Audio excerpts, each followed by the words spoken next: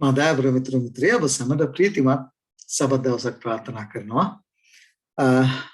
නැවත වාරයක් අපි එකතු වෙලා තිබෙනවා ශුද්ධ ලියවිලි ඉගෙන ගන්න. ඔබ දන්නවා අපි ගිය සතියේ පටන් අපි ආරම්භ කළා අනාගතය පිළිබඳව උන්වහන්සේ ශුද්ධ ලියවිලි තුල එල්දරව් කර තිබෙනා වූ මේ අනාගත වාක්‍ය පිළිබඳව විශේෂිත වූ අධ්‍යයනයක් කරන්නට ස්තුතිවන්ත වෙනවා මාත් එක්ක ඔබ එකතු වීම ගැන.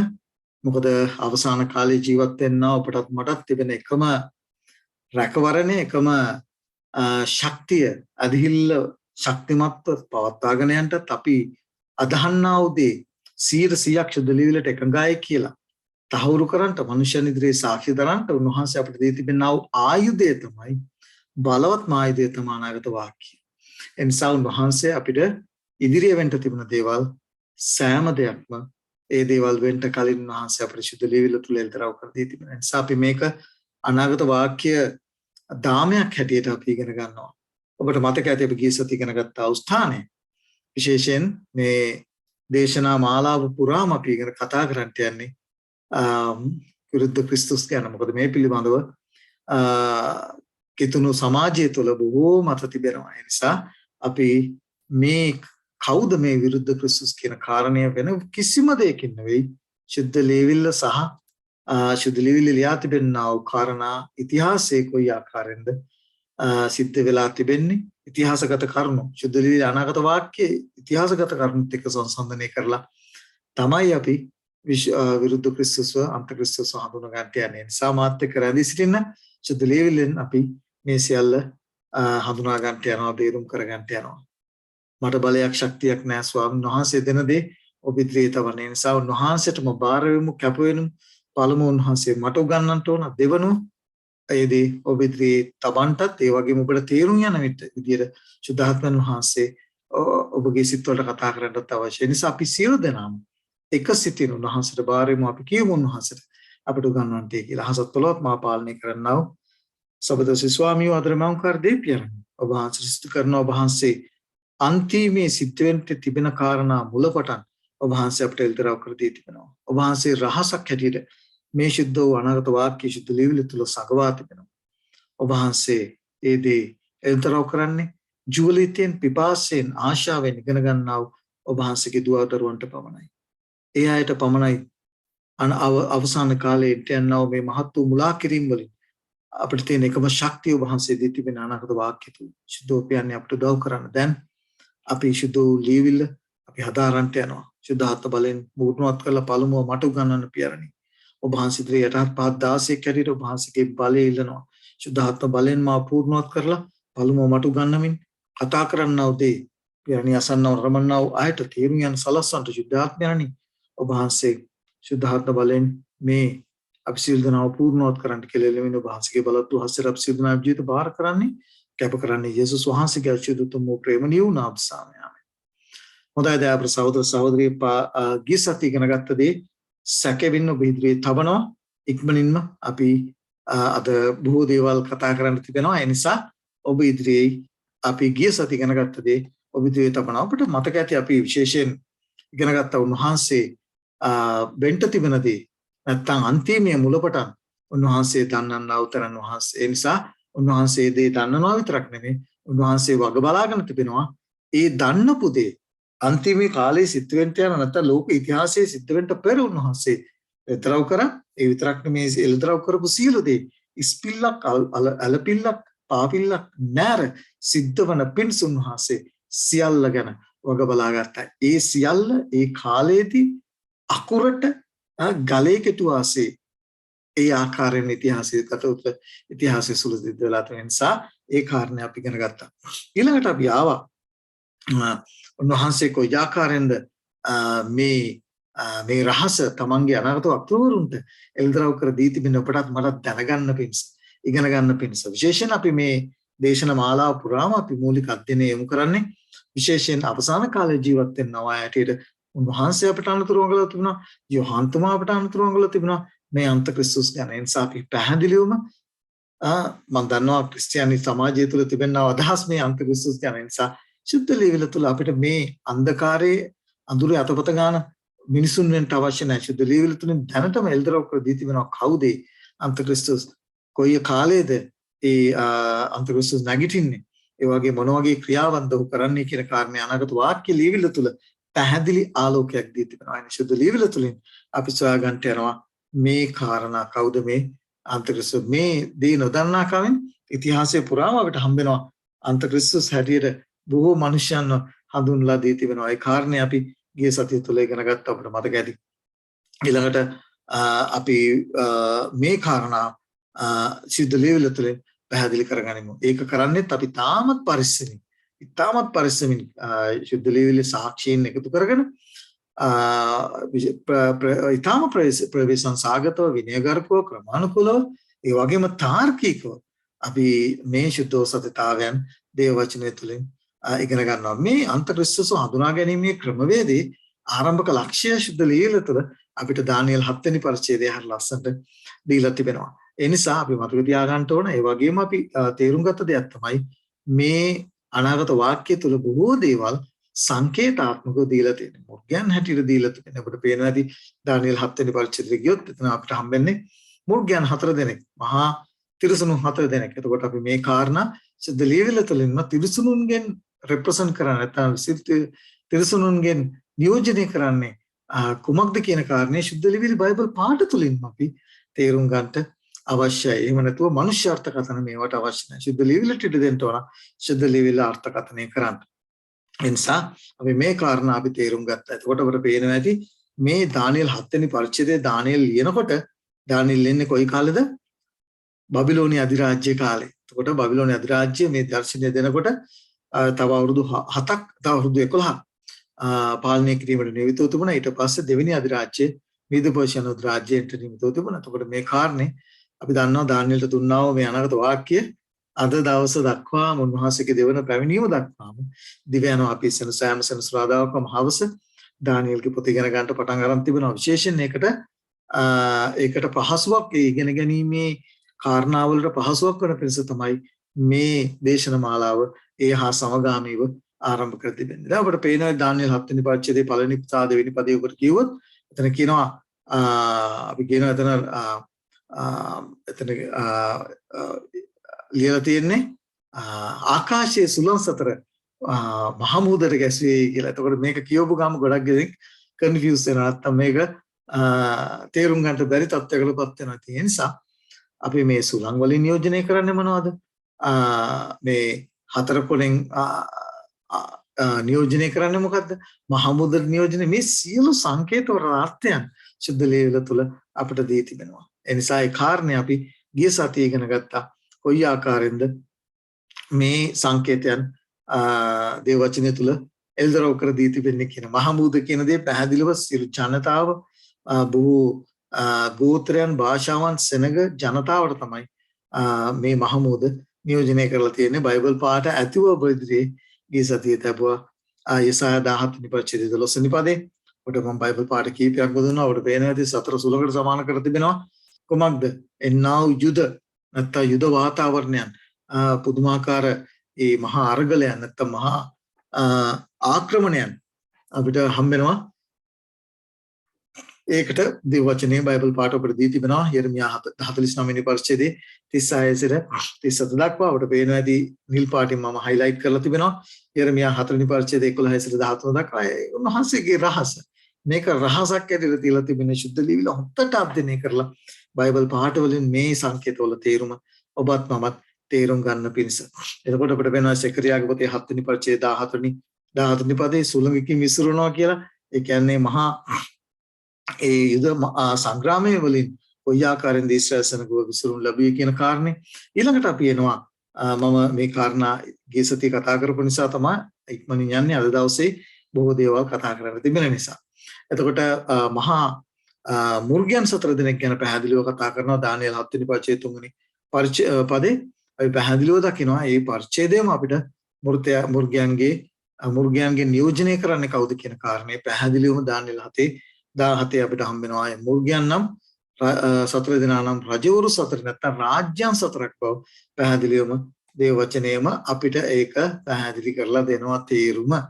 ඒ නිසා අපි සුදුවන්තය වෙන නිසා අපි පැහැදිලිව දකිනවා එහෙමනම් මේ දානියෙල් 7 වෙනි පරිච්ඡේදයේ දානියෙල් දැක්කා වූ මුර්ගයන් 4 දෙනා රාජ්‍යයන් 4ක් බව පැහැදිලිව අපි දානියෙල් පොත තුල ඒ දානියෙල් පොත තුලින්ම තේරුම් ගන්නවා. පැහැදිලිවම දානියෙල් 2 වෙනි පරිච්ඡේදයේ 38 වෙනි පදේ පැහැදිලිව කියනවා රයිතුමා දැක්කා වූ ඒ සිහිනය නෙබුකද්නේසර් රයිතුමා දැක්කා වූ සිහිනයේදී දානියෙල් පැහැදිලි කරනවා නුඹට පසුව තවත් රාජ්‍ය නැගී යන බව. ඒ නිසා ඒ කාරණාව පැහැදිලිව තේරුම් කරගෙන විතරක් නෙවෙයි දානියෙල් 7:23 පැහැදිලිව කතා කරනවා සිවුන මුර්ගයානම් ඒ හතරවෙනි මුර්ගයානම් සිවුන හතරවෙනි රාජ්‍යය කියලා පැහැදිලිවම දානියෙල් 7 වෙනි පරිච්ඡේදයේ 20 වෙනි පදේ පැහැදිලිවම කතා කරනවා.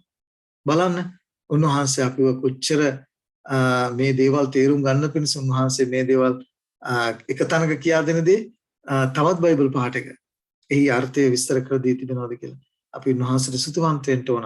මොකද උන්වහන්සේ මේ කාරණා අපිට එල්දරව් කර දී තිබෙන නිසා. දානියෙල් 8:20 පැහැදිලිව කියනවා නෝ විසින් දුටුවා 8 වෙනි පරිච්ඡේදය අපි දන්නවා. එතනත් අපිට හම් වෙනවා මුර්ගයන් දෙදෙනෙක්. ඒකත් අපි ඉදිරියේදී ඉගෙන ගන්න යනවා. දානියෙල් පොත අධ්‍යයනය කිරීමේදී දේව වචනේ තුලින්ම නෝ විසින් දුටුවා අන් දෙක ඇති බැටළුවා නම් මේදියාවද පර්ෂියාවද රජවරුන් අපට පේනවා ඇති. සත්තු මාර්ගෙන් සංකේත මාර්ගෙන් දී තිබෙන රාජ්‍යයන්ගේ සහ රජවරුන්ගේ නැගිටීම සහ වැටීම බව අපි තේරුම් ගන්න. අපට පේනවා ඇති මේ මුර්ගයන් 4 දෙනා ඡායාරූපය නැත්නම් නැත්නම් පින්තූරයක් ආශ්‍රයෙන් ඔබට දී තිබෙනවා. සිංහයා බබිලෝන අධිරාජ්‍ය සිංහ පියාපත් සිංහයාට පියාපත් තිබුණ බව මේවට ඔබට ඉතිහාසගත සාක්ෂීන් පින්තූර සහිතව ඉදිරියේ තිබුවා. ඒකත් මම ඉදිරියේ තබනවා. ඊළඟට අපි දකිනවා දානියෙල් දකිනවා දෙවෙනි මුර්ගයාව වලහ ඉලයට 3ක් කටේ තබාගෙන තියුණා. ඔබට පේනවා ඇති එක ඉලයක් සමාවෙන් එක අපි කියනවා එක පැත්තක් ඔහුගේ උස්ස තිබුණායි කියලා. මේ සියල්ලට හේතු සාධක හම් වෙනවා අපිට ඉතිහාසයේ. එතකොට ඔහුගේ කටේ තිබෙනා වූ ඒ රිබ්ස් කියලා කියනවා අපි ඉංග්‍රීසියෙන්. එතකොට ඒ තිබෙනා වූ ඒ රිබ්ස් තුන මොකද්ද සංකේතවත් කරන්න කියලා ඔබ ඉදිරියේ ඉතිහාසගත තබන්ට හැකියාවක් තිබෙනවා. ස්වාමීන් වහන්සේ දේ තෙල්දරව් කර දී තිබෙනවා. ඊළඟට අපිට හම් වෙනවා 7 වෙනි රාජ්‍යයේ දිව්‍යා හිස් 4ක් තිබුණා දිව්‍යා ඔහුටත් පියාපත් තිබුණායි කියලා හම් වෙනවා. ඔබට මතක ඇති අපි පියාපත් වලින් සංකේතවත් කළා වූ කාරණේ ඉගෙන ගත්තා. ඊළඟට භයානක මුර්ගයා. භයානක මුර්ගයා අං 10ක් මුර්ගයා එනවා. ඊට පස්සේ උට අං 10ක් ලැබෙනවා. ඒ අං 10 අතින් කුඩාංගක් ලැබෙනවා. එනවා. මේ සියල්ලට සංකේතාත්මකව තේරුම් තිබෙන බව අපි තේරුම් ගත්තා. අපි පැහැදිලිව තේරුම් ගත්ත දෙයක් තමයි ගිසතේ ඒ තමයි තිරිසනුන්ගෙන් නියෝජනය කරන්නේ රාජ්‍යයන් බව ඔබට පේනවා ඇති. වර්තමානයේ මේක අලුත් දෙයක් නෙවෙයි. වර්තමානයේ බොහෝ රාජ්‍යයන් තුළ තිරිසනුන්ගේ සංකේත පාවිච්චි කරන ආකාරය විදිහට තිබුණා. එතකොට අපි එනවා දැන් පළවෙනි රාජ්‍යයට. එතන පළවෙනි රාජ්‍යය ගැන කතා කරලා දානියෙල් 7 වෙනි පදේ කියනවා කොහොමද පළවෙනි ඒ සතාන නැත්නම් මුර්ගයා සිංහෙක උට රාජාලි පියාපත් තිබුණේ කියලා අපිට හම්බ වෙනවා. අපිට පේනවා ඇති ඒ රාජාලිය වගේ රාජාලි පියාපත් තිබුණා වූ සිංහයාට මොකද වෙන්නේ අන්තිම කාලේදී සිංහයාගේ ඒ රාජාලි පියාපත් උදුරා තමා පොළවෙන් ඔසවා මොකද කරේ මනුෂ්‍ය සිතක් උහුට දෙනු ලැබුවායි කියලා ඒ සියල්ල අපිට දානියෙල් 3:4 වෙනි පරිච්ඡේදය යනකොට අපිට හරි ලස්සනට හම්බ වෙනවා මොකද සිද්ධ වෙන්නේ කියන කාරණේ. ඔබට පේනවා ඇති සංකේතාත්මක මේක මගේ S2 දැක්ක පින්තූරේ බ්‍රිටිෂ් මියුසියම් එකේ ඔබට පේනවා ඇති බබිලෝනිය අධිරාජ්‍ය පිළිබඳ බොහෝ සාක්ෂි තබා තිබෙනවා. ඔබට පේනවා ඇති මේ පින්තූරයේ තුල බයිබලයේ ලියා තිබෙනා මේ සාක්ෂිය ඉතිහාසයේ සම්බෙලා තිබෙනා කරේක මේ සැබෑ වූ පින්තූරය බබිලෝනිය දැන් ඉරාකයේ ඔබ දන්නවා ඉරාකයේ තිබෙනා වූ බබිලෝනිය ආට පිවිසෙනා වූ නගරයේ ප්‍රධාන පිවිසුම් මාර්ග බොහොමයක සිංහ රූප රාජාලි පියාපත් ඇති සිංහ රූප ස්ථානගත කර තිබෙනවා. අදටත් ඔබට පේනවා ඇති මේ පින්තූරයේ ජීවමාන සාක්ෂීන් ඔබ ඉදිරියේ උන්වහන්සේ අපට මේ අනාගත වාක්‍ය තේරුම් ගන්න පිණිස තබා තිබෙනවා. මොනතරම් අපි ස්වාමීන් වහන්සේට ස්තුතිවන්ත වෙන්න ඕනේද? දැන් ඔබට ඉතිහාසය විතරක් නෙමෙයි ශුද්ධ ලියවිල්ල බයිබල් පාඩ ඔබට ඇති වෙන්නට දීලා තිබෙනවා.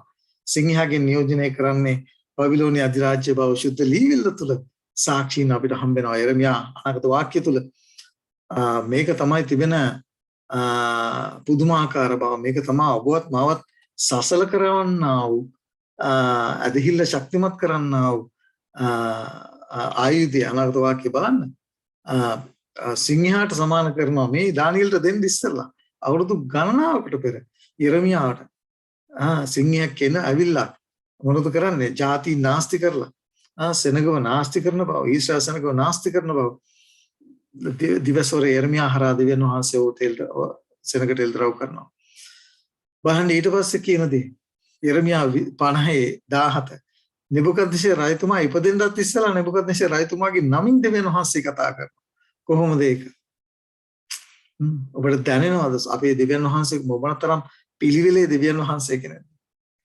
එතන කියනවා ඊශ්‍රායල් විසිරගිය බැටළුවෙක් සිංහයෝ ඔව්ව පන්නා දැමුවෝය අනාගත වාක්‍ය දෙන්න ඉස්සෙල්ලා දානියෙල්ට දෙන්න ඉස්සෙල්ලා මේ කාරණේ පළමුකොට අශූරි රජු ඔහුට ගොදුරකට ගත්තේ අන්තිමට බබිලෝනීය රජු නෙබුකද්නෙසර් ඔහුගේ ඇට බින්දෝය ඔබට පේන්නේ නැති රජතුමා ඉපදෙන්න අවුරුදු ගණනාවකට ඉස්සෙල්ලා බබිලෝනීය රජ නෙබුකද්නෙසර් යනුවෙන් දිවසිවර යෙරමියාට උන්වහන්සේ එල්දරව් කර දී තිබෙනවා නමින්ම රජතුමාගේ නමින් රජු ඉපදෙන්න හිතලවත් නැති කාලෙක අපේ දෙවියන් වහන්සේගේ හැටි ඒ ආකාරයි එනිසා අපි මොනතරම් උන්වහන්සේ ළඟ වෙන්න ඕනද ඊළඟට අපි දකිනවා මේ ආක්‍රමණය කොයි ආකාරයෙන්ද රාජාලි පියාපතකට නැත්නම් එතන වේගවත් බව ආක්‍රමණයේ වේගවත් බව තමයි රාජාලි පියාපත හැටියට හඳුන්ලා දී තිබෙන්නේ සාක්ෂීන් දීලා තුනා සුද්ධ ලේවිල තුල මේක තේරෙවිල්ල නැත්නම් එහි තේරුමක් සුද්ධ ලේවිල්ලම විස්තර කරනවා තේරුම් කර දෙනවා එසේකෙල් 17 වෙනි පරිච්ඡේදයේ දෙවෙනි පදේ 3 සහ 12 වෙනි පදවල ඔබට පේනවා ඇති පැහැදිලිව සාක්ෂීන් දීලා තිබෙනවා ඊළඟට පැහැදිලිවම එතනත් එසේකෙල් රජතුමා සමාන එසේකෙල් දිවසිවරයා පැහැදිලිවම ලියා තිබෙනවා කවුද එන්නේ බබිලෝනිය රජ යෙරුසලමටයි එහි රජු එහි අධිපතියින්ද තමා සමග බබිලෝනියට රැගෙන යන්නේ බලන්න මේ සියල්ල උන්වහන්සේ මොනතරම් පැහැදිලිව එල්තරව් කර දී තිබෙනවද කියන කාරණා ඊළඟට අපිට හම විලාප ඔබට මතක ඇති විලාප ගී පොත තමයි ඊශ්‍රායල් සෙනග වහලු නැටි යන අවතරදී කියුන් ලැබේ ඔබට මම මේ පිළිබඳව කතා කරා ඔවුන් ඊශ්‍රායල් සෙනගම හඳුනන රාජාලි පියාපත් රාජාලින්ට වැඩි වේගවත් ඇවිල්ලා ඔවුන් යටත් කරගත්තා වූ ආකාරය අපිට හම්බ වෙනවා එතකොට අපි පැහැදිලිවම ඒකත් වෙන්න අවුරුදු ගණනාවකට පෙර මෝසෙස් හරහා ද්විතීය කතාව පොතේ 28 වෙනි පරිච්ඡේදයේ පැහැදිලිවම මෝසෙස් හරහා දෙවියන් වහන්සේ ඊශ්‍රායල් සෙනගට අනුතරව ගවනවා මොකද කරන්නේ 5 වෙනි පදේ 50 වෙනි පදේ කියනවා ඔබට නොතේරෙන භාෂාවක් කතා කරන්නව ජාතියක් රාජාලිය වේගෙන් ඉන්නක් මෙන් දුරසිට පොළවේ කෙළවරෙන් ස්වාමීන් වහන්සේ නුඹට විරුද්ධව පවුනසේක අකීකර වුණොත් ශාපය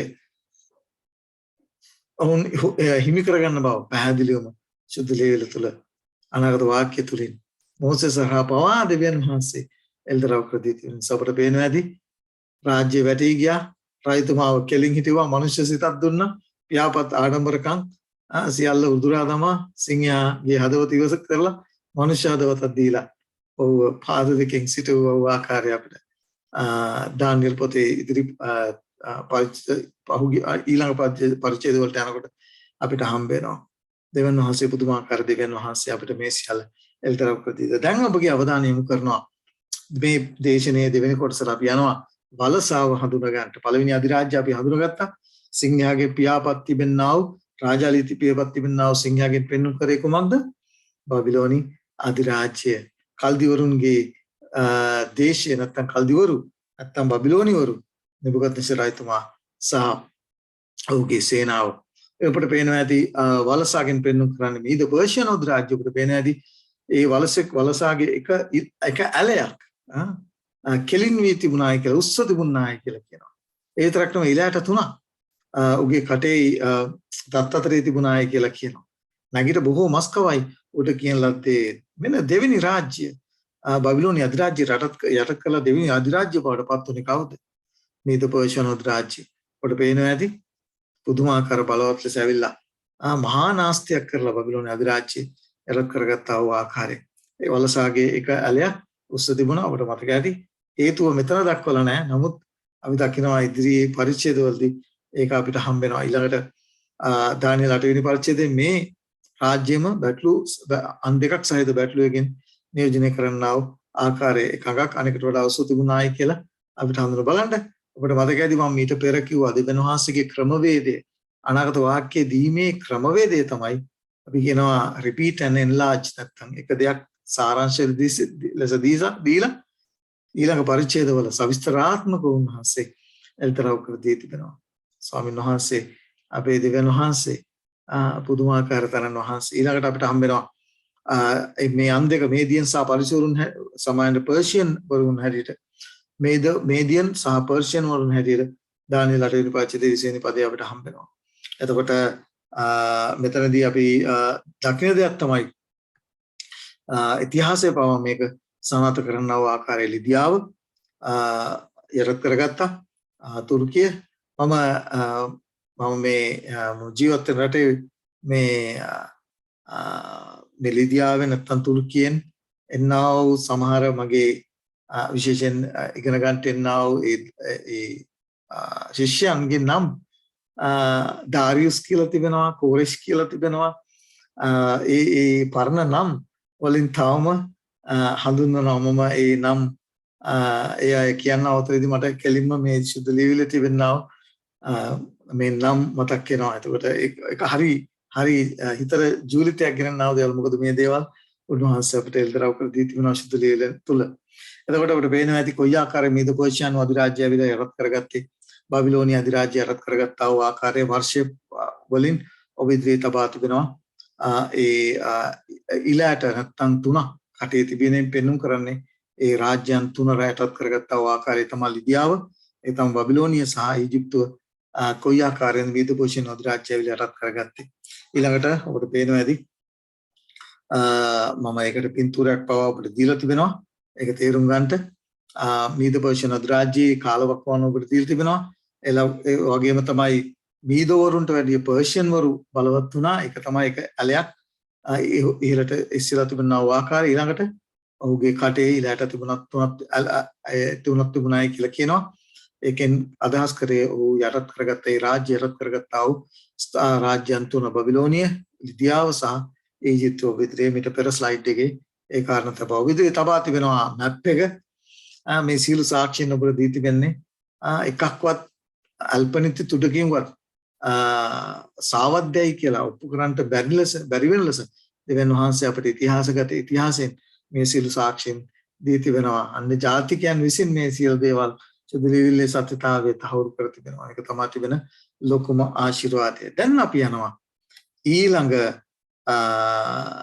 රාජ්‍ය වෙතට. අපි ඊළඟ රාජ්‍ය ගත්තොත් දිව්‍යකට අපිට හම්බ වෙනවා. මේ දිව්‍යා හරි විශේෂයි. මේ දිව්‍යයට පියාපත් තිබෙන බව අපිට පැහැදිලිව හම්බ වෙනවා. දානියේල් 7 වෙනි පරිච්ඡේදයේ 6 වෙනි පදේ අපිට හම්බ වෙනවා. ඉන්පසු තවත් එකෙකු දුටිමි වූ කොටියෙකු මෙන්නේ පක්ෂී පියාපත් 4ක් උගේ පිටේ තිබුණේ. ඒ මුර්ගයාට හිස් 4කුත් තිබුණේ. මෙන්න කොටියෙක් ආවා. දිව්‍යෙක් ඇවිල්ලා ඊට පස්සේ දිව්‍යාගේ එක හිස වෙනුවට හිස් 4ක් ආපු ආකාරය දානියේල් දකිනවා. ආණ්ඩු බලය දුර දෙන ලද්දේ පේනවා ඇති. ආණ්ඩුව දෙන්නේ රාජ්‍යයකට. එතකොට අපිට මේ සියලු දෙයින් අපිට පැහැදිලිවම සාක්ෂීන් වහන්සේ දී තිබෙනවා. දිව්‍යා අපිට අනාගත වාක්‍ය තුන්වෙනි රාජ්‍ය හැටියට අපිට හඳුන්වනවා. වේගෙන් ආවා වූ ඉතාමත් මුළු ලෝකයේ ඉතාමත් ශීඝ්‍රයෙන් බලවත් ලෙස ඉතා ඉක්මනින් යටත් කරගත්තා වූ රාජ්‍ය තමයි ග්‍රීක අධිරාජ්‍ය. ඊට පස්සේ දානියේල් 7 වෙනි පරිච්ඡේදයේ අපිට මේ හිස් 4 පිළිබඳව සටහනක් දීලා නැහැ. නමුත් දානියේල් 8 වෙනි පරිච්ඡේදය වෙනකොට සම්පූර්ණයෙන්ම පැහැදිලි කර දෙනවා මේ ග්‍රීසියේ රජ බවත් ඊට පස්සේ ගෙන් ඊට පස්සේ ඔහුගේ ජෙනරල් 4 දෙනාට මේ ග්‍රීක අධිරාජ්‍යයේ බලය බෙදී යනවා වූ ආකාරය අපිට දානියේල් 8 වෙනි පරිච්ඡේදයේ හර ලස්සනට විස්තර කරනවා. repeat and enlarge දීලා 8 වෙනි පරිච්ඡේදයේ ඒක enlarge කරලා ලොකු කරලා විස්තරාත්මකව දීලා තිබෙනවා. බලන්න කොච්චර ආශිර්වාද ලත්තන්ද අපි දානියේල් 8 පැහැදිලිව විස්තර කර දී තිබෙනවා. එනිසා පළමුව ග්‍රීසියේ රජ අපි දන්නවා මහා ඇලෙක්සැන්ඩර් ඇවිල්ලා මුළු ලෝකෙම හරිම වේගෙන් යුතුව මුළු ලෝකෙම යටත් කරගත්තා වූ ආකාරයේ. නමුත් වසර 9කින් ඔහු යටත් කරගත්තා. ඔහුගේ බීමත්කම නිසා ඔහු අවුරුදු 31 දී මිය ගියා. ඊළඟට අපි දන්නවා ඔහු මිය යන අවතේදී කිසිම අනුප්‍රාප්තිකයක් හිටියේ නැහැ. ඔහුගේ රාජධානි 4කට බෙදී ගියා වූ ආකාරය අපිට ඉතිහාසයේ සාක්ෂි දරනවා. දේව වචනයත් ඒ ආකාරයෙන්ම සාක්ෂි දරනවා. ඔබ ඉදිරියේ පින්තූරයේ තබා තිබෙනවා. ඔබට පේනවා ඇති ඒ දැක්කා පින්තූර මාර්ගයෙන් කතා කරනකොට ඔබට ගොඩාක් පහසු වෙනවා මේ දේවල් තේරුම් ගන්න. එතකොට පේනවා ඇති ඊළඟට අපි එනවා ඒ විශේෂයෙන් මේ ඒ රාජධානිය පළාත පිළිබඳව ඔබට අවබෝධයක් ලබා ගන්න තමයි මේ මොකද කියන්නේ මැප් එක නැත්තම් මේ ඒ මැප් එක ඔබට දීලා තිබෙන්නේ. ඒ නිසා මම විශ්වාස කරනවා ඔබට ඒක පැහැදිලි වෙයි කියලා. දැන් අපි එනවා ඒ ග්‍රීසියන් පස්සේ නැත්නම් මහා ඇලෙක්සැන්ඩර්ගේ පස්සේ උගේ ජෙනරල් වරු 4 දෙනාකට බෙදී ගියා වූ ස්ථාන සහ ඒ අයගේ නම් පිළිබඳව විද්‍යාවේ තබා තිබුණා. ලිසිමාකස් සුළු ආසියාව ඔබට පේනවා ඇති මේ කොටස ඔබට පේනවා ඇති. ඊළඟට ටොලමි අපි හඳුනනවා ඔහුට ඊජිප්තුවේ ඒ ප්‍රදේශයේ ඔබට පේනවා ඇති. ඊළඟට සිලුකස් ඔබට පේනවා ඇති. මෙසොපොතේමියාව, පර්සියාව සහ ඉන්දියාවේ කොටසක් දක්වා ඔහුට ඒ බලය තිබුණා. ඊළඟට කැසන්ඩර් ග්‍රීසිය ඒ ප්‍රදේශයේ ඔහු පාලනය කරව ආකාරය පැහැදිලිව දකිනවා. දානියල් 8:21 පැහැදිලිවම ඒ ග්‍රීසියේ රජු බව ඒලුවාගෙන් පෙන්වන කරන්නේ ග්‍රීසියේ රජු බව. දානියල් 7 කතා කරන්නා වූ ඒ මුර්ගයා විශේෂයෙන් දිව්‍යා ඉස්සතරක් තිබුණා මුර්ගයා දානියල් 8 වෙනි පරිච්ඡේදයේ 21කට එනකොට පැහැදිලිව විස්තරාත්මකව දී තිබෙනවා. ස්වාමීන් වහන්සේට අපි ගැන සිතුවන්ත වෙමු. දැන් අපි එනවා මහා භයානක ඒ මකරා පිළිබඳව ඔබගේ අවධානය යොමු කරන්න. මේ කාරණයට තමයි අපේ අවධානය බොහෝ විට යොමු කරන්නේ. මොකද මේ මෙච්චර කලක් මෙච්චර වෙලා අපි කතා කළා වූ සියලුම රාජ්‍යන් දේශපාලනික රාජ්‍යන්. මම ඉක්මනින් ඒ දේශපාලනික රාජ්‍යන් පිළිබඳව කතා කළේ අපි මේ දේවල් ඉතිහාසයෙන් දැකලා තිබෙනවා, ඉතිහාසයේ සාක්ෂි තිබෙනවා. ඒ විතරක් නෙමෙයි ඒවා තේරුම් ගන්නට ඔබටත් මටත් හරිම පහසුයි. මොකද හරි අපි කියන ස්ට්‍රේට් ෆෝවර්ඩ් නැත්නම් ඒවා හරි කෙලින්ම අපිට ශුද්ධ ලියවිල තුලින් දීලා තිබෙනවා මේ ඉතිහාසගත රාජ්‍යයන්ගේ වැටීම සහ නැගිටීම. ඒ පිළිබඳව දේව වචනේ සාක්ෂීන්, දේව වචනේ බයිබල් පාඨ සිංහයාගෙන් පෙන්වුම් කරන්නේ කවුද කියන කාරණේ සියල්ල ඔබ ඉදිරියේ තැබ්බා. දැන් අපේ කාලය මොකද මේ සෑම දේශපාලනික රාජ්‍යයන්ගේ නැගිටීම බබිලෝනිය අධිරාජ්‍ය නැගිටුණා, වැටුණා. ඊළඟට මීද පර්ෂියානු අධිරාජ්‍ය නැගිටුණා, වැටුණා. ඊළඟට ග්‍රීක අධිරාජ්‍ය නැගිටුණා, වැටුණා. දැන් අපි එනවා මේ රෝම අධිරාජ්‍යයට නැත්නම් ග්‍රීක අධිරාජ්‍යයෙන් පස්සේ නැගිටුණා වූ රාජ්‍ය නම් රෝම අධිරාජ්‍ය කොයි ආකාරයෙන්ද අනාගත වාක්‍ය තුල එල්දරව් කර දීතු. මොකද මෙතනින් තමාර අන්ත ක්‍රිස්තුස්ගේ ආගමනය පිළිබඳව අපිට දී තිබෙන්නේ. එතකොට උන්වහන්සේ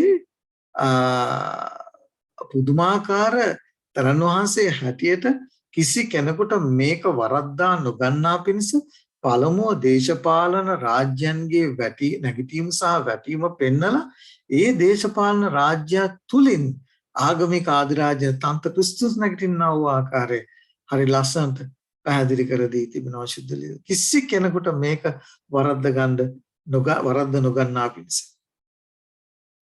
අනාගත වාක්‍ය හරි පිළිවෙලට ඉගෙන ගත්තොත් අපිට අන්ත ක්‍රිස්තුස් හඳුනා ගන්න එක අමාරු නැහැ. මොකද ශුද්ධ ලියවිල තුනේදී එල්දරව් කර දී තිබෙන නිසා. ඒ නිසා තවත් බලාගෙන ඉන්න අවශ්‍යතාවයක් නැහැ. දැනටම අන්ත ක්‍රිස්තුස් ආවිල්ලා තිබෙන්නේ ඒ පිළිබඳව එල්දරව් කිරීම ශුද්ධ ලියවිල තුල අනාගත වාක්‍ය තුල අපිට දී තිබෙනවා. ඒ නිසා අපි මේ කාරණේ තේරුම් අරගෙන ඒ අන්ත ක්‍රිස්තුස්ගෙන් සහ ඔහුගේ ඉගැන්වීම් වලින් නැත්නම් ආගමික සන්ධානයේ ඉගැන්වීම් වලින් ඈත්ලා ජීවත් වෙන්න අපි තරයේම වග බලා ගන්නට. ඒ නිසා තමානකට වාක්‍ය ස්වාමීන් වහන්සේ ඔබට මලත් එළදරව් කර දී තිබෙන්නේ. දැන් අපි යනවා හතරවෙනි මුර්ගයයි භයානක මුර්ගයයි දෙසට අපේ අවධානය යොමු කරන්න. දානියල් 7 වෙනි පරිච්ඡේදයේ 7 වෙනි පදයේ අපිට පැහැදිලිව හම්බෙනවා. ඒ මකරාට අංග 6ක් තිබුණායි කියලා අපිට හඳුන්වනවා. විශේෂයෙන් අපිට පේනවා ඇති. ඌ ඊටාම ශක්තිමත් සිටියයි කියලා. යකඩ දත් උහුට තිබුණායි කියලා. ඌ කාදමා පොඩි කර ඉතිරි ඒවා ඌගේ පාදවලින් පෑගුවේ ඌ පළමුවෙන් සිටි මුර්ගයන්ට වඩා වෙනස් අන්දස්සයක් ඌට තිබුණේ. හැම මුර්ගෙකුට වැඩිය මේ මුර්ගයා මා භයානක මුර්ගෙක් වුණායි කියලා අපිට දේව වචනේ තුල අපිට හම්බ වෙනවා. එතකොට අපිට පේනවා ඇති සිනු මුර්ගයා ග්‍රීසින් පදු ආවා වූ සිංහල රාජධානිය නම් යකඩ තරම් ශක්තිමත් ඒ රෝම අධිරාජ්‍ය තමයි. රෝමේ යකඩ රාජ්‍ය හැටියට ඔබට මම ඊට පෙර සඳහන් කරා කොයි විදිහට හඳුන්වලා තිබෙන්නේ කියන කාරණේ. රෝම අධිරාජ්‍ය ආවේ මිත්‍යා දෘෂ්ටික රෝමයේ දේශපාලන බලය ඇතිව තමයි මේ රෝම අධිරාජ්‍ය නැගිටුණු ලැබුවේ. ඊට පස්සේ තමයි අපි දන්නවා මේ රෝම අධිරාජ්‍ය අධීර 3ක් ගැන අපි කතා කරනවා. ඇත්තටම අධීර 4ක් තිබෙනවා. 4 වෙනි අධීර තාම ආරම්භ වෙලා නැහැ. ඒක අපේ කාලේ ආරම්භ වෙන්න නියමිතව තිබෙනවා. ඒ නිසා අධීර 3ක් පිළිබඳව අපි අවධානය යොමු කරනවා. 4 වෙනි අධීර අපි අවධානය යොමු කරනවා ඉදිරියේදී මේ දේශන මාලාවේ අවසානය වෙනකොට. ඒ නිසා අපි විශේෂයෙන් අපේ දැනට අවධානය යොමු කරන්නේ පළවෙනි තුන නැත්නම් පළවෙනි දෙවෙනි සහ තුන්වෙනි අධීර වෙත. එතකොට අපිට පේනවා ඇති පළමුව මුර්ගයා එනවා. ඊට පස්සේ තමයි මේ අන්දසය ආවේ. අන්දසයක් තිබුණායි කියලා කියනවා. ඒ නිසා පිරිසුදු වූ ලියවිල්ල තුලින්ම අපි මේ කාරණේ තේරුම් ගනිමු. බයිබලයෙන් පිට ගිහිල්ලා තේරුම් ගන්න අවස්ථාවක් නැහැ. මේ කාරණේම එල්දරව් 12 වෙනි පරිච්ඡේදය අපිට හම්බ වෙනවා. මේ අන්දසයක් තිබෙනා මුර්ගයාව අපිට හම්බ වෙනවා එල්දරව් 12 වෙනි පරිච්ඡේදයේ ස්ත්‍රියව කන්ට ස්ත්‍රියට පීඩා කරන්න. ඒ ස්ත්‍රියගෙන් බිහි වුණා වූ දරුවා අපි කලුම් කර තරන් වහන්සේ මෙසියස් වහන්සේව දැන් මේක කියනකොට මේ දේශනෙට පළමුව සහභාගී වෙනකොට කෙනෙකුට ප්‍රශ්නයක් වෙන්න පුළුවන්. මේ කාරණේ පිළිබඳව එල්දරව් 12 වෙනි පරිච්ඡේදයේ කතා කරන්නා වූ දරුවා කවුද? යදන්ටකින් ආණ්ඩු කරන දරුවා කවුද කියලා සාක්ෂි සහිතව ඔබට ශුද්ධ ලියවිල්ල තුලින් පැහැදිලි කර දී තිබෙන නිසා මේ වෙන කවුරුත් නෙමෙයි අපි කලුම් කර ක්‍රිස්තුස් වහන්සේ බව ශුද්ධ ලියවිල්ල තුලින් තහවුරු කරලා පැහැදිලි කරලා ඔප්පු කර දී තිබෙනවා. ඒ නිසා මේ රෝම අධිරාජ්‍ය කොයි ආකාරයෙන්ද අපි කලුම් කර තරන් වහන්සේව මරණයටපත් කරන්නට හෙරෝද් රජතුමාව පෙළඹෙව්වේ කියන කාරණේ අපි පැහැදිලිව දකිනවා. රෝම අධිරාජ්‍ය තුල ඒක සාක්ෂියක් හැටියට අපිට දී තිබෙනවා. දැන් ඔබට පේනවා ඇති මේ රෝම අධිරාජ්‍ය තමයි මේ 4 වෙනි මුර්ගයාගෙන් පෙන්වුම් කලේ මහා භයානක මුර්ගයාගෙන් යකඩ දත් තිබුණායි කියලා අපිට හම්බ වෙනවා. ඔබට ඉතිහාසයේ සාක්ෂි දී තිබෙනවා. ඔබට පේනවා ඇති මම හැම දෙයක්ම ගත්ත ස්ථාන පවා ඔබට දෙනවා. world history එක encyclopedia එකෙන් තමයි මේ හැම ගොඩාක් සාක්ෂියන් ඔබ ඉදිරියේ තබන්නේ. මොකද ඒවා ඔබ ඉදිරියේ තහවුරු කරපු වෙබ්සයිට් එකක් තමයි.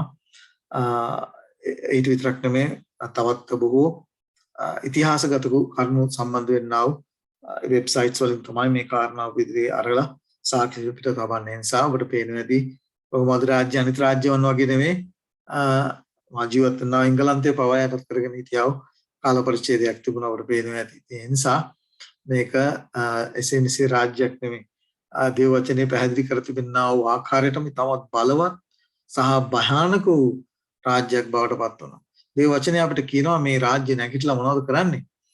මේ රාජ්‍යයේ අන්දසේ පළමුව මුර්ගයා නැත්තම් අපි කියනවා ඒකට මිත්‍යා දෘෂ්ටික රෝමය, දේශපාලන බලය සහිත රෝමය. ඊට පස්සේ අපි දකිනවා අන්දසේ රෝමය ඒ රාජ්‍යයන් 10කට කැදී විදියාම ඒක ඉදිරියේදී ඔබ ඉදිරියේ තබන්න බලාපොරොත්තු වෙනවා.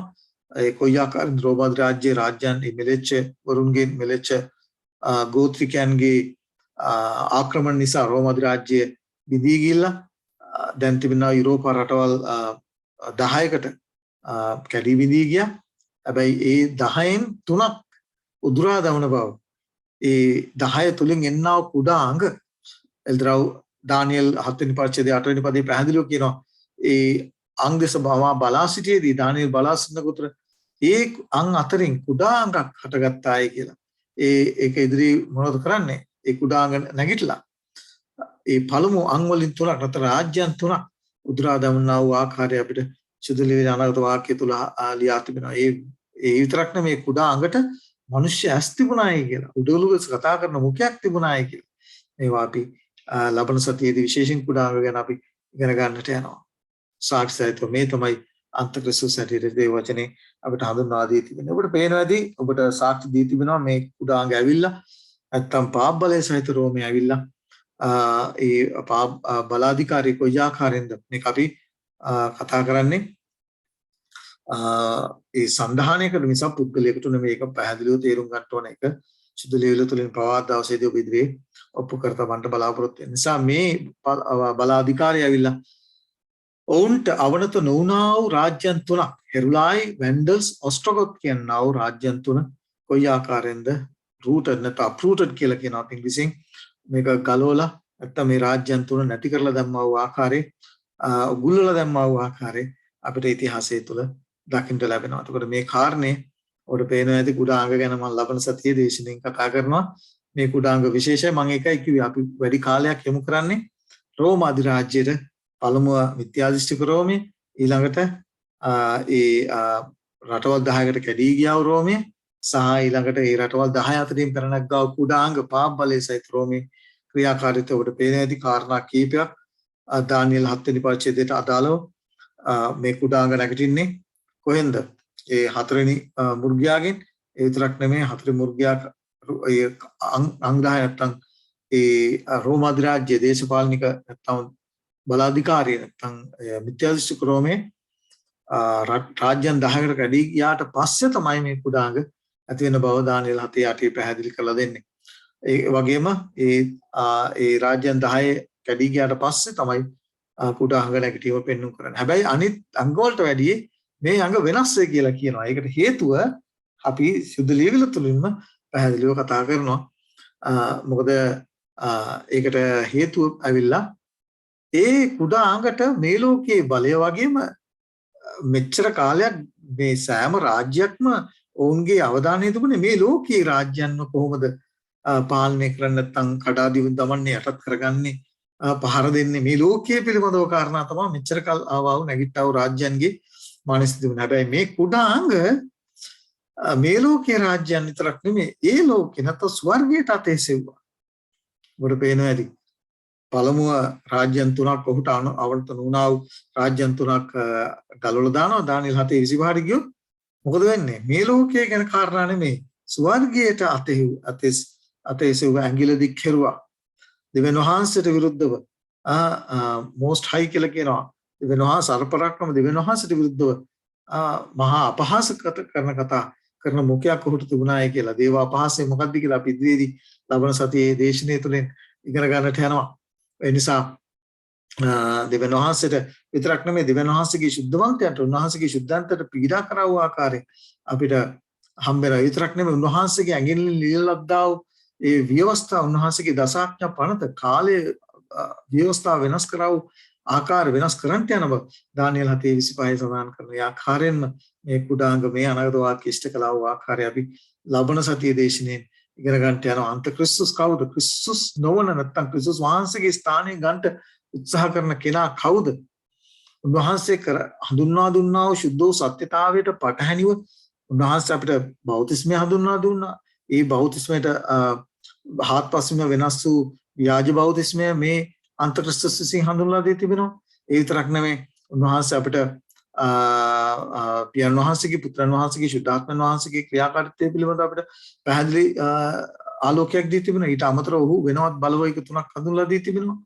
ඒ විතරක් නෙමෙයි උන්වහන්සේ අපිට උන්වහන්සේ සමග නමස්කාර කරන පිණිස උන්වහන්සේ ලෝකයේ පටන් ගැනීමේදී උන්වහන්සේගේ මුද්‍රාව නැත්නම් උන්වහන්සේට නමස්කාර කරන පිණිස උන්වහන්සේ දවසක් අපිට ලෝකයේ පටන් ගැනීමේදී මිනිස්සයා පව් කරන්නට පෙර උන්වහන්සේ අපිට හඳුන්වලා දුන්නා.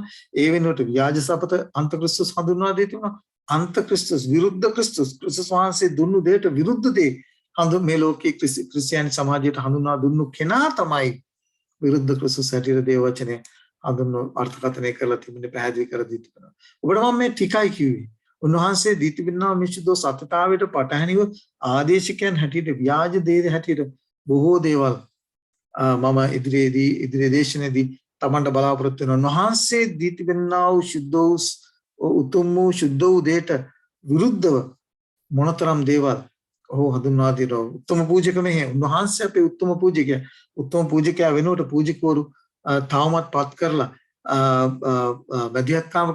මැදිහත්කාරකම් කරන්නට උන්වහන්සේ සහ ඔබත් පියරණ වහන්සේත් අතර ඉන්න පුළුවන් එකම මැදහත්කාරයෙක් බව දේව වචනේ පවසනකොට ඊට අමතරව මැදහත්කාරයන් පත් කරලා කරන්නා ක්‍රිස්තුස් වහන්සේව ප්‍රතික්ෂේප කරන්නා ක්‍රිස්තුස් වහන්සේව මනුෂ්‍යයන්ගෙන් ඈත් කරන්නා ඒ ප්‍රයත්න දරලා තිබෙන්නේ කවුද කියන කාරණේ සිද්ධ ලීලා අපිට අනුතරංග වෙනවා. ඒ නිසා පැහැදිලි ආලෝකයක් අපිට දීලා තිබෙනවා අන්තක්‍රිස්තුස් කවුද කියලා හඳුනා ගන්න. ඉතින් ඔබට පේනවා ඇති මේ සිව්වන මුර්ගයාගේ අධීර තුන අපි පැහැදිලිව දකිනවා.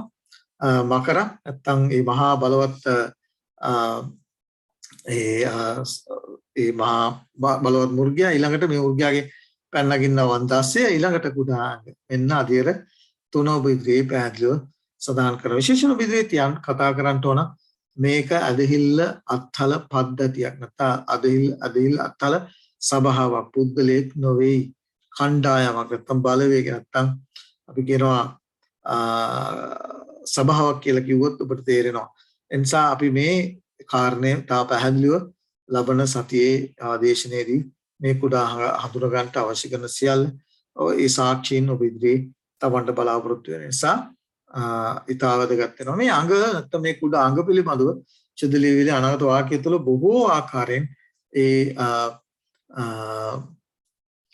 පැහැදිලි කර දී තිනවා පළමුව ඔබට මම පැහැදිලි දෙයක් කියන්න ඕන මේ දේශන මාලාව කරගෙන යන අතර විශේෂයෙන් මේ ඇදහිල්ල අත්හැරුවා වූ ආගමික ක්‍රමය පිළිබඳව කතා කරනවා මිස ඒ ඇදහිල්ල ඇදහිල්ලෙන් වැටී ගියා වූ සභාව තුළ ඉන්නා වූ ආදරණීය දෙවියන් වහන්සේගේ දුවා දරුවන්ට කරන අපහාසයක්වත් කරන දෙයක්වත් නොවන බව අපට තරයේ කියන්න ඕන. මොකද ස්වාමීන් වහන්සේට ප්‍රේම කරන තම උපරිමයෙන් වහන්සේට සේවය කරන අවංක පුද්ගලයන් ඒ අපි කියනවා ආගමික ක්‍රමය තුල අවංකව වුන් දන්නේ නැහැ මේ සුදු සත්‍යතාවය නොදැන වුන් දන්න දේ හරියට කරමින් කරන්ට උත්සාහ කරන්නා වූ ජන කොටසක් තිබෙනවා ඉන්නවා ඒ නිසා ඒ අයට උන්වහන්සේ මාගේ සෙනගෙන කියලා කතා කරන්නේ නිසා ඒයින් ඈතෙන්ටේ කියන පණිවිඩය තමයි අපිට එල්තරව 17 වෙනි පරිච්ඡේදය අපිට හම්බෙන්නේ ඒ අනතුරු ඇඟවීම සදාකාල සුභාරංචි නිසා මේ සංවිධානය ගැන තමයි කතා කරන්නේ එහෙම නැතුව එහි ඉන්නා වූ විශ්වාසවන්ත උන්වහන්සේගේ දරුවන් ගැන නොවේයි. ඔබට පේනවා ඇති මේ සංධානය ගැන අනාගත වාක්‍ය තුළ විවිධාකාරයෙන් හඳුන්වා දී තිබෙනවා මේ අන්තක්‍රිස්තු නැත්නම් මේ විරුද්ධ ක්‍රිස්තුස් නැත්නම් මේ අපි කියනවා කුඩා අංග කොයි ආකාරයෙන්ද දේව වචනේ අනාගත වාක්‍ය තුළ විවිධාකාරයෙන් හඳුන්වලා දී තිබෙනවා. දැන් දානියෙල් 11ට එනකොට උතුරේ රජු හැටියට මේ බලවේගය ආගමික සංධානයේ හඳුන්වා දී තිබෙනවා. ඊළඟට එල්තරව 17 වෙනි පරිච්ඡේදයෙන් එනකොට වෛශ්‍යාව මහා බබිලෝනිය ආත්මික බබිලෝනිය හැටියට වෛශ්‍යාව හැටියට පිළිකුල් දෙය කරන මව් හැටියට අපිට හඳුන්වලා තියෙනවා එල්තරව 17 වෙනි පරිච්ඡේදය. ඊළඟට අපිට හම් වෙනවා දෙක තෙසලෝනික පොතට එනකොට විනාශී පුත්‍ර නැත්නම් පාපේ මනුෂ්‍ය නොපනත්කම් කරන්න හැටියට දෙක තෙසලෝනික පොතේ දෙවෙනි පරිච්ඡේදයට ඔබ කියවොත් අපිට හම් වෙනවා. ඊළඟට දානියෙල් 7:8 පරිච්ඡේදවල අපිට හම් වෙනවා කුඩා අංග හැටියට මේ අන්තක්‍රිස්තුස් නැත්නම් මේ කුඩාංග හඳුන්වලා තිබෙනවා. ඊළඟට මතෙව් 28 වෙනි පරිච්ඡේදයේ මිත්‍යා දෘෂ්ටික රෝමයේ පාලු කරන පිළිකුල කොයි ආකාරයෙන්ද අවිල්ලා රෝම රාජ්‍ය ඊශ්‍රායල් සෙනග වටලා ගන්නා වූ ආකාරය මතෙව් 24 වෙනි පරිච්ඡේදයේ පාලු කරන පිළිකුල හැටියට ඒ දේශපාලන බලාධිකාරිය අපිට හම්බෙනවා. ඊළඟට මුර්ගයා හැටියට අපිට නෝ එල්තරව 13 වෙනි පරිච්ඡේදයේ 1 සිට 10 දක්වා ඔබ කියවුත් එතන අපිට මුර්ගයාගෙන් සංකේතවත් කර තිබෙනවා මේ රෝම රාජ්‍යයේ මේ අධීරන් තුන පළමුව දේශපාලන බලය නැත්නම් ඒ දේශපාලන බලාධිකාරී ඊළඟට මිත්‍යා දෘෂ්ටික රෝමේ කැඩි විදිය ගියා වූ ඒ රාජ්‍යයන් 10 සහ නැත්නම් අපි කියන ආගමික රෝමේ අන්තක්‍රිස්තුස් පිළිබඳව ඔබට එකහාන්ගේ පොතේ දෙවෙනි පරිච්ඡේදයේ 18 සිට 23 දක්වා පැහැදිලිව කතා කරනවා උන්වහන්සේ ක්‍රිස්තුස් කියන නමේ ආලේපලත් තැනත්තා නැත්නම් උන්වහන්සේ ස්වර්ගයේ සේවය කරන්නා වූ සේවය ප්‍රතික්ෂේප කරන්නා තමයි. මොකද ගොඩාක් දෙනෙක් මේ ක්‍රිස්තුස් කියන නාමයේ තේරුම දන්නේ නැහැනේ. එතකොට ඒ කාරණේ දේව වචනය තුළ හේබ්‍රෙව් පොතේ පැහැදිලිව හේබ්‍රෙව් භාෂාවෙන් ග්‍රීක භාෂාවෙන් උන්වහන්සේගේ මදාත්කාර සේවය ගැන පැහැදිලි ආලෝකයක්. උන්වහන්සේ මේ සේවයට සුදෝපා පේතෘස්තුමා පැහැදිලි ක්‍රියාපතේ කියා තිබෙනවා. උන්වහන්සේ මේ යේසුස් වහන්සේ මේ මෙසියස් වහන්සේ ක්‍රිස්තුස් වහන්සේ හැටියට නැත්නම් ශුද්ධස්ථාන සේවය සඳහා උන්වහන්සේ ආලේප කළා වූ ආලේප ලැබුවා වූ ආකාරය උතුම් පූජකයන්න් හැටියට ආලේප ලැබුවා වගේ මේ පූජකකම තමයි උන්වහන්සේගේ මේ පූජා ස්වර්ගීය පූජකකම තමයි අද මේ අන්තක්‍රිස්තුස් ඈත් කරලා ඒ වෙනුවට ආදේශකයන් හඳුන්වා දී තිබෙන නිසා පැහැදිලිව යෝහන්තුමා කියනවා උන්වහන්සේ වෙනුවට උන්වහන්සේව එපා කරලා උන්වහන්සේව ද්වේෂ කරලා උන්වහන්සේ දැන් කරන්නා වූ සේවය ප්‍රතික්ෂේප කරලා යම් කෙනෙකුව යම් දෙයක් හඳුනා දී තිබෙනවාද ඒ උ තමයි අන්තක්‍රිස්තුස් කියලා යෝහන්තුමා අපට අනතුරු අඟවලා තියෙන නිසා අපි මෙතන පැහැදිලිවම පද්ධතිය ගැන කතා කරන්නේ පුද්ගලයන් උන්වහන්සේ විශ්වාසවන්ත පුද්ගලයන් වල අපටගේ අවධානය විශේෂයෙන් අපි දකිනවා පිළිතුරු හොයන්ට ක්‍රිස්තුස් වහන්සේ මේ ලෝකේ ඉන්න අවතරේදී ඇදිල්ලෙන් වැටී ගියා වූ ඊශ්‍රායල් සෙනඟ අපි හරි කනගාටුයි මොකද උන්වහන්සේ ජාතියක් හැටියට පරණ ගිවිසුමේ තෝරාගත්තා. නමුත් අලුත් ගිවිසුමේ උන්වහන්සේ සුවකීයන් වෙතට ආවා. සුවකීයෝ මොකද කරේ? උන්වහන්සේ ප්‍රතික්ෂේප කළා. ඒ නිසා උන් ඇදිල්ලෙන් වැටී ගියා. ක්‍රිස්තුස් වහන්සේව පිළිගන්නේ නැති සියලු දෙනාම උන්වහන්සේ දැන් ස්වර්ගීය කරන්න අවශ්‍ය පිළි නොගන්න සියලු දෙනාම ඒකට අපහාස කරන සියලු දෙනාම ඇදිල්ලෙන් වැටී ගියා වූ කිතුණුවන් හැටියටයි දේව වචනේ හඳුන්වන්නේ. ඒක පැහැදිලි. එදා යුදෙවරුත් මොකද කරේ? උන්වහන්සේ එපා කළා. ඇදිල්ලෙන් වැටී ගියා වූ උන්ව ප්‍රතික්ෂේප කරනු ලැබුවා. ඒ නායකත්වයේ වැඩි කළා වූ ආකාරයේ දූෂිත වුණා වූ ආකාරයේ අපි පැහැදිලිව දකිනවා සැන්හෙන්රින් සභාව ඔවුන්ගේ ආගමික අධිකාරිය උන්වහන්සේව මරණයටපත් කරන්න තීන්දුව දුන්නා වූ ආකාරය අපි පැහැදිලිව දකිනවා. එතකොට උන්වහන්සේ මේ කාරණේ පිළිබඳව අපි දකිනවා අනුතුරු අඟවනවා තරවටු කරනවා. අන්ධ මාර්ගෝපදේශකයන් හැටියට හඳුන්වලා තිබෙනවා. ඊළඟට සොහොන්කොත් හැටියට හඳුන්වලා දුන්නා. මතී 20 වෙනි පරිච්ඡේදයේ පුරා කුහකයන් හැටියට මිනිමරුවන් හැටියට පොළොන් වංශය හැටියට සර්පයන් මේ හැම කාරණයකදීම උන්වහන්සේ උත්සාහ කළා ඔවුන්ගේ දුර්වලකම ඔවුන්ට පෙන්ලා දෙන්න. නමුත් අපි දකිනවා ඔවුන් තේරුම් ගන්න බැරි ලෙස ඔවුන්ගේ ඇස් මේ ලෝකයේ දෙවියන් අන්ධ කරලා තිබුණා. උන්වහන්සේ මොනවද කිව්වේ? බලන්න මේ අනාගත වාක්‍ය කී දෙනෙක් පිළිගන්න සූදානම්ද කියලා. ඔබ දන්නවා තවමත් ඊශ්‍රායල් මේ භෞතික ඊශ්‍රායල් දේශ බලනවා කිතුණුවන් මේ සාතන්ට අවශ්‍ය මේ දේ තමයි. සාතන්ට අවශ්‍ය මනුෂ්‍යයා දැනගත යුතු දේ දෙයින් මනුෂ්‍යව වහන් කරලා මනුෂ්‍යව වසාතබල වෙනත් දේවල් වලට මනුෂ්‍යයාගේ විශේෂයෙන් කිතුණුවාගේ අවධානය යොමු කරන්නට තමයි සාතන්ට අවශ්‍ය වෙන්නේ. ඒ නිසා තමයි මේ සියලු බාහිර දේවල් ගෙනල්ලා මනුෂ්‍යව මේ සත්‍යතාවය දැන ගැනීමෙන් වළක්වන්නට උ කටයුතු කරලා තිබෙන්නේ. උන්වහන්සේ පැහැදිලිවම කියනවා මතේ 21 වෙනි පරිච්ඡේදයේ 43 වෙනි පදේ මොනවද කියන්නේ? එබැවින් නුඹලාට කියමි දෙවියන් වහන්සේගේ රාජ්‍ය නුඹලාගෙන් අහක් කොට එහි පළව පුදන ජාතියකට දෙනු ලබන්නේ. අනාගත වාක්‍ය කිව්ව ආකාරයෙන්ම ඔවුන්ගේ මේ රාජ්‍ය දෙවියන් වහන්සේගේ රාජ්‍ය ඔවුන්ගේ නාක කරනු ලැබුව අනාගත වාක්‍යයට අනුව සතියත් අනාගත වාක්‍ය අපි ඉගෙන ගන්නට යනවා. ඒ අනුව උන්වහන්සේ දෙක ලැබුවා. බලන්න මේ ඇදහිල්ලෙන් අත්තල සභාව තුල නැත්තම් ඇදහිල්ලෙන් වැටී ගියා වූ මේ යුදෙව් ජනතාව හේබ්‍රූ ජනතාව නැත්තම් ඊශ්‍රායල් ජනතාව තුල අපි දකිනවා උන්වහන්සේට විශ්වාසවන්තව ආයේ හිටියේ නැද්ද? ප්‍රේරිතයන් තෝරගත්තේ එතනින් උන්වහන්සේ. නිකොදේමස් අපි දකිනවා උන්වහන්සේ හොයාගෙන ආවා. පාලක මණ්ඩලයේ නැත්තම් සන්හෙන්රින් සභාවේ සමාජිකයෙක්. අරිමාතිය යෝසප් උන්වහන්සේගේ මෘත ශරීරයේ තියන්ට සොහොන්ගේ දුන්නා වූ විශ්වාසවන්ත දාසෙක් ගමාලියල් උන්වහන්සේ විශේෂයෙන් පේත්‍රස් සහ යොහන්න මරණ දඬුවම් ගලවනු ලැබුවා වූ කලවන්ට උත්සාහ කරා වූ අපි දකිනවා ප්‍රඥාවන්ත ඉතා උගත් පරිසරෙක්. ඊළඟට තාර්සසි සාව් කොයි ආකාරයෙන් සභාවට පීඩා කළා වූ ආකාරය.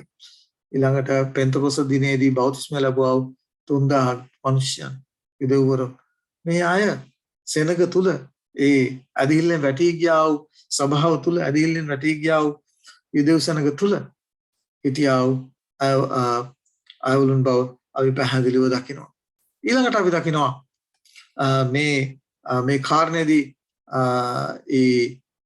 ක්‍රියා 6 වෙනි පරිච්ඡේදයේ ඔබගේ අවධානය යොමු කරොත් අපිට ක්‍රියා 6 වෙනි පරිච්ඡේදයේ අපිට පැහැදිලිව පෙනෙන දෙයක් තමයි පෙන්තකොස්ත දවසේදී ඒ කලාව දේශනය කරන කොටගෙන දෙවියන් වහන්සේගේ බලය ලැබීම කරන කොටගෙන යුදෙව්වන් සහ සමාජික බොහෝ යුදෙව්වරුන් උන්වහන්සේගේ මේ ශුද්ධ සතතාවයට නැත්තම් සුභාරංචි පණිවිඩය පිළි අරගෙන ඔවුන් ගැලීම ලැබුවා ආකාරය අපිට සුදු ලියවිල්ල අපිට සහතික නැත්තම් සාක්ෂි දීන් තිබෙනවා. අපිට පේනවාද ක්‍රියා 6 වෙනි පරිච්ඡේදයේ 7 වෙනි පදේ පැහැදිලි කරන විට දෙවියන් වහන්සේගේ වචනේ පැතිරි ගියේ යෙරුසලමෙහි ගෝලයන්ගේ සංඛ්‍යාව බොහෝ සෙයින් වැඩි විය. පූජකයන්ගෙන් බොහෝ දෙනෙක් ඇදහිල්ලට කීකරුව. වහන්සේ සූකිය වෙතට ඇවිල්ලා උන්වහන්සේගේ සේවය අවසන් කරලා ඇදහිල්ලෙන් වැටී ගියා වූ සෙනග තුලින් පවා ගලව ගන්නට උන්වහන්සේ දරුවා වූ ඒ ප්‍රයත්නය උත්සාහය උන්වහන්සේගේ මලුන්ගෙන් උත්තරයෙන් පස්සේ උන්වහන්සේ ස්වර්ගයට ගියාට පස්සේ ගෝලීය ශුද්ධාත්ම බලය ලැබුවත් සමගම ඒ ඔවුන්ගේ සේවය කරන කොටගෙන බොහෝ දෙනෙක් ඉදවුන්ගෙන් බොහෝ දෙනෙක් ගැලී වෙතට ආවා වූ ආකාරය අපි දකිනවා. දැන් අපේ සහෝදර සහෝදරී උන්වහන්සේ අපිට මේ කාරණා මේ ආකාරයෙන් එල්දරව් කරලා දීලා අපි දැන් ලබන සතියේදී අපේ අවධානය යොමු කරන්නේ මොනවා ගැනද? කුඩා අංග. ඔබට රාජ්‍යයන් හතරක රැඳීම සහ වැටීම සවිස්තරාත්මකව සාක්ෂි සහිතව බිඳුවේ තබා බබිලෝන අධිරාජ්‍යයේ නැගිටීම වැටීම, මීද-පර්ෂියන් අධිරාජ්‍යයේ නැගිටීම වැටීම, ඊළඟ ග්‍රීක අධිරාජ්‍යයේ නැගිටීම වැටීම සහ රෝම අධිරාජ්‍ය පිළිබඳව අපේ අවධානය සුවිශේෂ වූ කාරණා කීපයකට යොමු කරන්නට යනවා. තමයි අධීර 3 මිත්‍යාදෘෂ්ටික රෝමය, ඊළඟට කැඩී බිඳියා ගියා වූ නැත්නම් ඒ රාජ්‍යයන් 10කට කැඩී බිඳියා ගියා වූ රෝමේ සහ අපට මතක ඇති අපි දේශන ඉගෙන ගත්තා පාද යකඩ සහ මැටි එකතු වෙන්නේ නැහැ, එකතු කරන්නටත් බෑ. මැටි වලින් පෙන්වු කරදී අපි දේශනේ අපි ඉගෙන ගත්තා. ඔබට මතක ඇති ඒ තමයි උන්වහන්සේගේ දරුවෝ තාග් කොහොමද අපි කියන්නේ මැටි වලින් පෙන්වු කරන්නේ උන්වහන්සේගේ දරුව නැත්නම් සුද්ධ වූ සත්‍යතාවයේ ඒ කාල පරිච්ඡේදයේදී රෝම අධිරාජ්‍ය උත්සාහ කළා ඒ දේට මිත්‍යා දෘෂ්ටික ඉගැන්වීම් ගලා මිශ්‍ර කරලා මේ සත්‍යතාවයේ තුෂ්ඨ කරන්න දරුවා උත්සාහය එදා ආරම්භ කරු උත්සාහයේ අතින් නොකැපූ ගල ඇවිල්ලා කන්දෙන් ගැලවී ඇවිත් රූපයට වදින අවස්ථාව දක්වා යකඩ සහ මැටි එකතු කරන්නට ඕන උත්සාහ කරනවා. දේශපාලන බලය ආගමික ඉගැන්වීම් වලට එකතු කරන්න උත්සාහ කරනවා. නමුත් ඒක කවදාවත් සාර්ථක නොවන බව, එතන දුර්වලකම් පමණක් තියෙන බව, යකඩ සහ මැටි තුලින් පෙන්වු කරනවා ඒ දුර්වලකම් පමණක් ඉතුරු වෙන බව උන්වහන්සේ අනාගත වාක්‍ය තුල එල්දරව් කර දී තිබෙන නිසා අපි මේ දානියෙල් 7 වෙනි පරිච්ඡේදය කතා කරනවා කුඩා අංග වෙතට අපේ අවධානය ලබන සතියේ යොමු කරන්නට යනවා. එනිසා ඔබගෙන් කාරණයක් ඉල්ලනවා මේ සුද්ධ සත්‍යතාවය දැන ඉගෙනගෙන ඔබට මේ දේශනය නැවත අහන්නට හැකියාවක් තිබෙනවා. මේ දේවල් තේරුම් අරගෙන පළමුව සත්‍යතාවය හොඳට තහවුරු කරගෙන දෙවනුව අන්ධකාරයේ ජීවත් වෙන්නා වූ අඳුරේ අතපත ගන්නා වූ මේ සියලු සෙනගට නැත්නම් සියලු දේව දරුවන්ට මේ සත්‍යතාවය තේරුම් අරගෙන ඒ බලවේගයෙන් ඒ සංවිධානයෙන් පිටත් වෙන පිණිස උන්වහන්සේ ඔබට මරත් මේ අනාගත වාක්‍ය එල්දරව් කර දී තිබෙන නිසා එසේ කරන්නට මේ සත්‍යතාවය දැනගෙනගෙන ඒ අන්තක්‍රිස්තුස්ගේ ඉගැන්වීම් වලින් ඈත් වෙන පිණිස අපි මේ දේශන මාලාවට ඕනකමීතුව ජූලිතව පිපාසයෙන් අපි සහභාගී වෙමු. එසේ කරන්නට උන්වහන්සේ ඔබට මරත් ආශිර්වාද කරනසේක්වා. ආමෙන්.